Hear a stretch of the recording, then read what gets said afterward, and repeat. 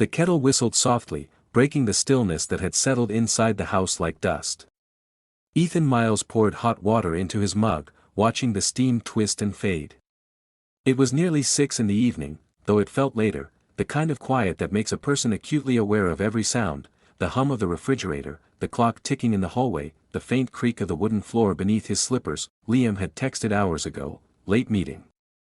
Don't wait up. Ethan didn't bother replying. He'd stopped counting the number of nights that ended that way. They weren't fighting, not really, they simply existed parallel to each other, like two faint stars in separate corners of the same sky. The love hadn't vanished, it had simply dulled into routine, into politeness. That he carried his mug to the window overlooking the narrow street. The air outside was gray with the promise of rain. Across the lawn, the house next door, the one that had been empty for months, now glowed with new light. Someone had finally moved in. He took a slow sip, the tea scalding his tongue just enough to remind him he was alive. Then came the knock. It was soft, hesitant, not the kind of knock that demanded, but one that asked permission. Ethan frowned, setting his mug down. When he opened the door, the first thing he noticed was the smile. "Hi," the man said, holding up an empty glass jar. "Sorry to bother you. I just moved in next door and realized I don't have any sugar. Would you mind lending some?" The man's voice was warm, touched with a faint nervousness that made it oddly endearing.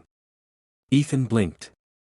He wasn't used to visitors, certainly not strangers with smiles that genuine. "Sure," Ethan said, stepping aside. "Come in." The man entered cautiously, as though afraid to disturb the air. He looked around, eyes taking in the neatness of the place, the arranged books, the clean counters, the single-framed photo of Ethan and Liam at a beach years ago. "Nice house," he said. "I'm Connor. Connor Hayes." "Ethan Miles," he replied, fetching a jar from the cabinet. "Sugar, right?" "Yeah. I'd offer to pay you back, but I'm still living out of boxes." Connor laughed softly, rubbing the back of his neck.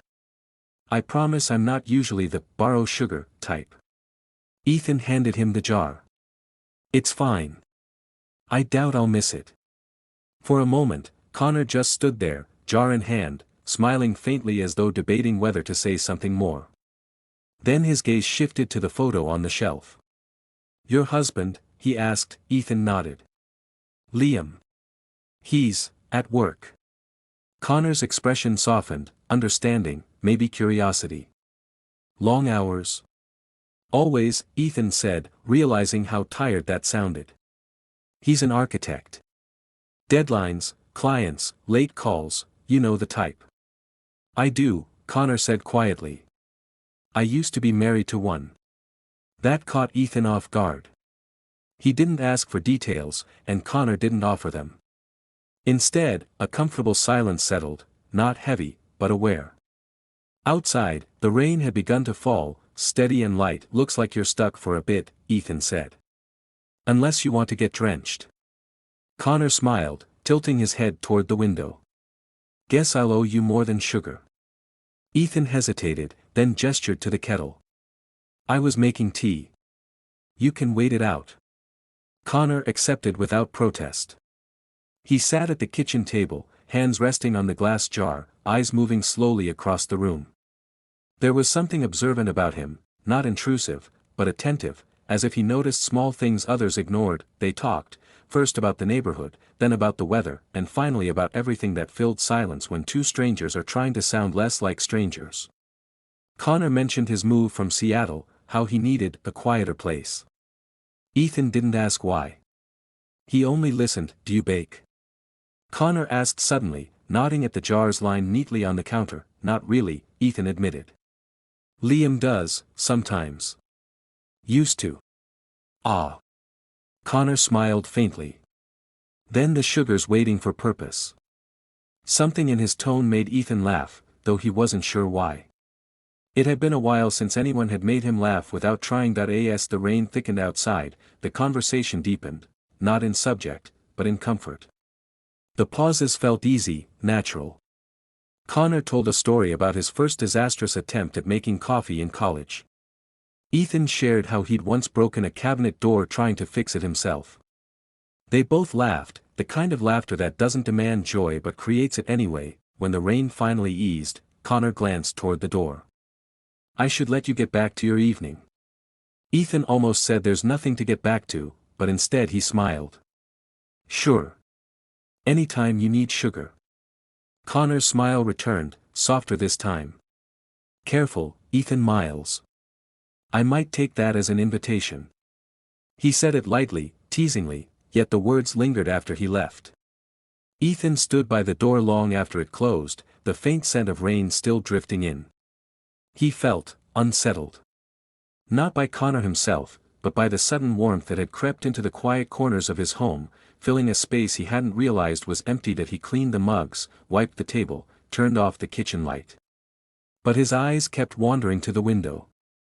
The house next door now stood in half-darkness, a single lamp glowing behind sheer curtains.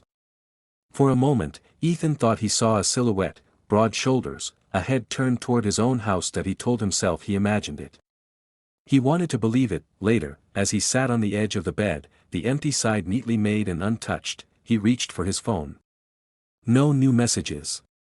The silence pressed close again, heavier than before. In the distance, thunder rumbled, low, rolling, uncertain. That he drew the curtains, though not all the way. Through the narrow gap, the neighbor's light still glowed faintly. Something about it pulled at him, not desire, not yet, but recognition.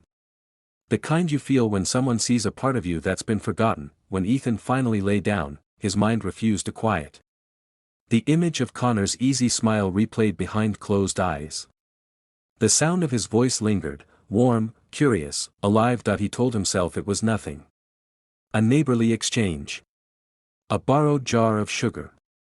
Nothing more. But as the night deepened, and the soft rhythm of rain returned, Ethan couldn't shake the feeling that something, however small, however quiet, had changed. And somewhere in that change, hidden beneath the ordinary, something didn't feel right. The next few days unfolded in quiet repetition. Ethan returned to work, went through the motions, and came home to an empty house that still smelled faintly of rain.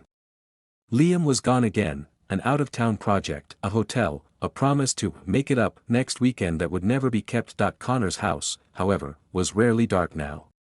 Some nights, Ethan saw the faint flicker of a television through the curtains or the shifting shadow of movement.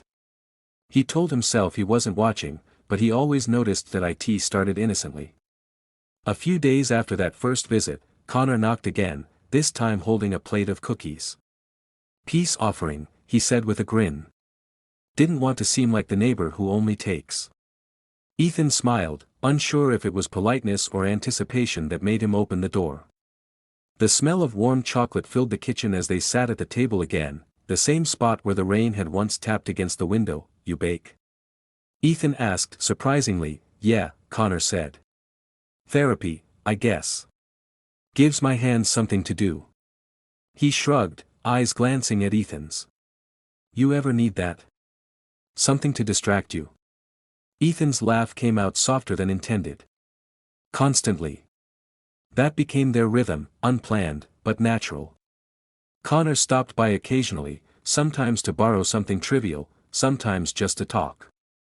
Ethan didn't tell Liam.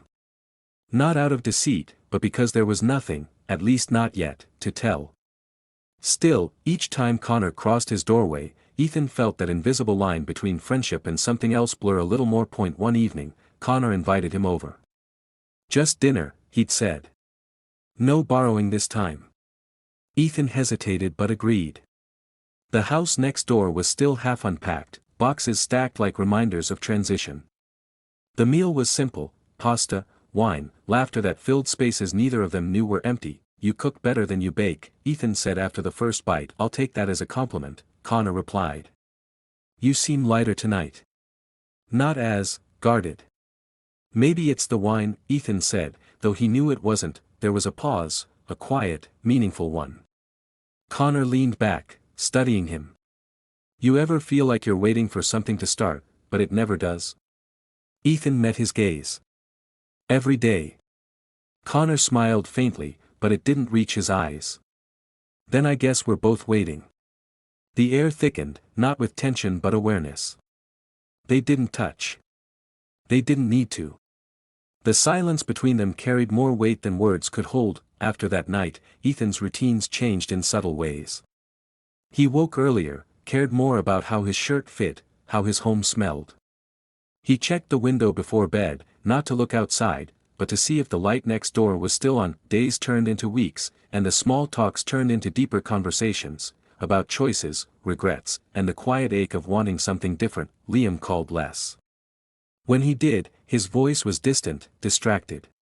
Once, Ethan tried to tell him about Connor, about how strange it felt to finally have someone listen again. But Liam only said, "That's nice.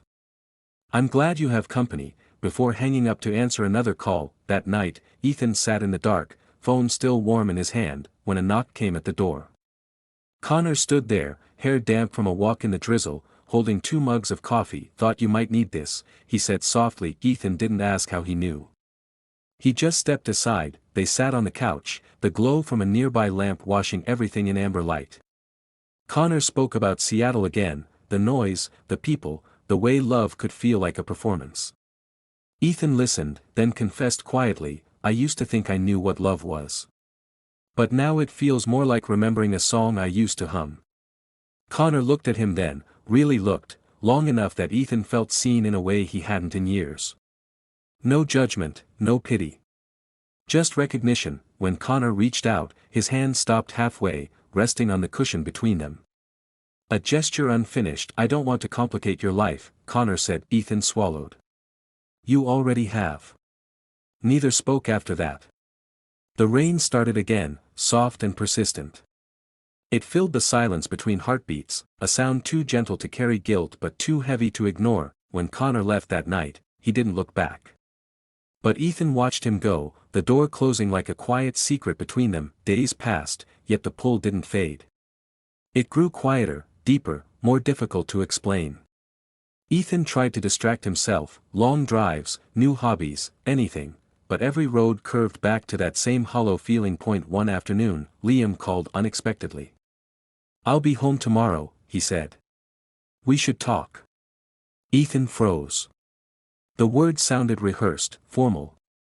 Not angry, but cautious. When he hung up, he found himself at the window again, staring toward Connor's house. He thought of the laughter, the coffee, the unfinished gesture. Then he thought of Liam, the distance, the silence that had become their language. That evening, he saw Connor outside, trimming the hedge between their yards. Their eyes met across the low fence. Neither waved, but something passed between them, acknowledgement, understanding, restraint. "Hey," Connor said finally, setting down the shears. "You okay?" Ethan nodded. "Liam's coming back tomorrow." Connor hesitated. "That's good, right?" "It should be." Connor wiped his hands, stepping closer. "You don't have to explain anything." "I know," Ethan said. "That's the problem. You make me want to." Connor's breath caught, barely audible. He didn't reply. He just looked at Ethan as though memorizing something that wasn't his to keep. The sky darkened, and the wind picked up. Neither moved for a long time. Finally, Connor whispered, "Ethan, maybe it's better if—" "I know," Ethan interrupted. "I know." But neither finished the thought. The unspoken hung there, fragile and dangerous. That night, Ethan didn't sleep. He lay awake listening to the wind rattle the windows, feeling the weight of what had grown between them. He hadn't crossed any physical line, but in the quiet honesty of his heart, he knew the truth. Something sacred had already been shared, something that could never be unnamed. Just before dawn, he rose and stood by the window. Connor's house was dark, peaceful. Yet Ethan could feel his presence, the echo of every conversation, every glance, every almost that he whispered to the glass, "It's already too much." But the words vanished into the dim light, unanswered, leaving only the hollow certainty that tomorrow, when Liam returned, nothing would be the same again. And still, despite the guilt, despite the knowledge of what was coming, Ethan didn't draw the curtains. He left them open, as if part of him hoped Connor might still be awake, thinking the same impossible thought. The first light of morning crept across the floor, pale and unforgiving. It found Ethan standing there, unmoving, waiting for a dawn he wasn't ready to face. Something had begun, and though it had no name, it already owned him. When Liam came home, the house no longer felt like his. Ethan realized at the moment the front door opened, the familiar sound of keys, the rustle of a jacket, things that once brought comfort now echoed with distance. Liam smiled, the kind of smile meant to reassure rather than connect, and set his suitcase by the door. "You look tired," Ethan said. "Comes with the job," Liam replied, stepping forward to hug him. The embrace was brief, polite, two people performing the memory of closeness. Dinner that evening was quiet. Liam talked about work, the firm, the pressure of clients. Ethan listened, nodding at the right moments but hearing little. His mind wandered to the hedge outside, to the faint light that sometimes glowed through Connor's window. At one point, Liam said, "You seem distracted lately. Everything okay?" Ethan hesitated. The question wasn't accusatory, just weary. "I'm fine," he said. It was half true. He was fine in the way someone standing at the edge of something dangerous feels both fear and fascination. Later, while Liam showered, Ethan stepped out to the backyard. The night air was cool, carrying the scent of damp earth. Connor's window was dark. He almost felt relieved. Almost that he told himself to stop thinking, to let the world return to its quiet routine. But guilt has a pulse, and once awakened, it doesn't rest easily. The next morning, Ethan found Liam at the table, coffee in hand, staring at his phone. "Another meeting?" he asked. Liam sighed. "Always. But we'll talk tonight. I promise." Ethan nodded, though part of him knew that talk would never happen, not the way it needed to. He spent the afternoon in restless silence, tidying what was already tidy, trying to erase the invisible traces of Connor from his home. But absence has its own presence, and the spaces where laughter once lingered now felt hollow. Just after sunset, a knock came at the door. His chest tightened before he even moved. He knew the rhythm of that knock, gentle, uncertain. When he opened the door, Connor stood there, expression unreadable. "I didn't mean to," Connor began, but Ethan stepped aside before he could finish. Inside, the air between them was thick with unspoken things. "Liam's home," Ethan said quietly. "I know," Connor replied. "I saw his car." They stood in silence. Then Connor reached into his pocket and pulled out the same glass jar he'd borrowed weeks ago. "Thought I should return this." The jar, clean, empty, ordinary, felt heavier than it should. Ethan took it, his fingers brushing against Connor's. The contact was brief, electric. "Thank you," Ethan murmured. Connor looked down. "I don't want to make things harder for you." "You're not," Ethan said, though he knew it was a lie. Connor's eyes lifted, meeting his. "Then why does it feel like I am?" Ethan opened his mouth, then closed it again. Words felt useless, too fragile for what existed between them. "You should go," he said finally, voice barely above a whisper. Connor nodded, but he didn't move. "I didn't come to change anything," he said. "I just needed to see you. One more time." Ethan's breath caught. "And then what?" "Then I'll stop," Connor said. "Because if I don't, neither of us will." That truth hung there, sharp and painful. Ethan looked at him, really looked, at the man who had somehow walked into his quiet life and rearranged the air. "I wish I'd met you first," Ethan said. The words slipped out before he could stop them. Connor's smile was soft, sad. "You did. You just didn't know it yet." A car door slammed outside. Both men froze. Liam's voice echoed faintly from the driveway, talking into his phone. Ethan stepped back. "You have to go." Connor hesitated, eyes searching his. "Goodbye, Ethan." The door closed behind him, but the sound was not of ending, it was of something unresolved, a chord that refused to fade. That night, Ethan sat on the edge of the bed while Liam unpacked. "You've been quiet," Liam said. Ethan swallowed. "There's something I need to tell you." Liam stopped, turned slowly.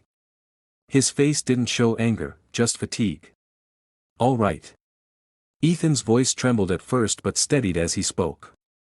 He didn't mention Connor's name, nor the late-night conversations or the coffee shared under soft lamplight.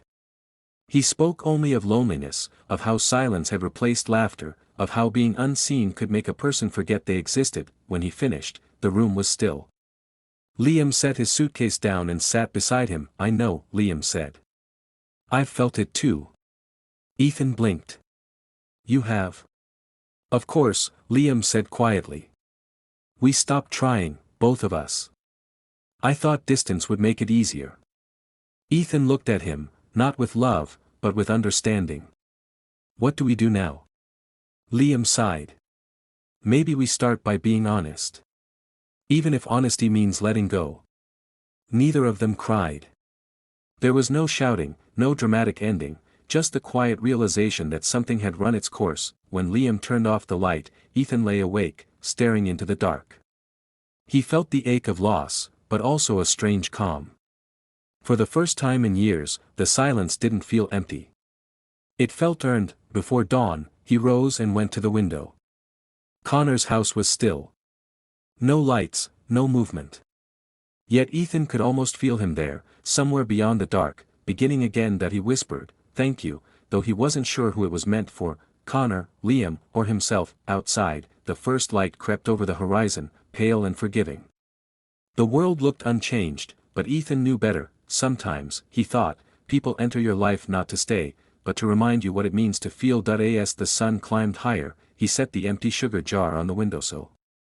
Its glass caught the light, scattering it across the kitchen walls, a quiet, fleeting brilliance that would fade but not disappear. He watched it shimmer for a long time before finally turning away, and though he didn't know what came next, whether rebuilding or parting, he understood this much: not every connection is meant to last. Some are meant to wake us, some arrive with borrowed sugar and leave with pieces of the heart we didn't know were still alive, and in that realization, Ethan found peace, fragile, imperfect, but real enough to begin again.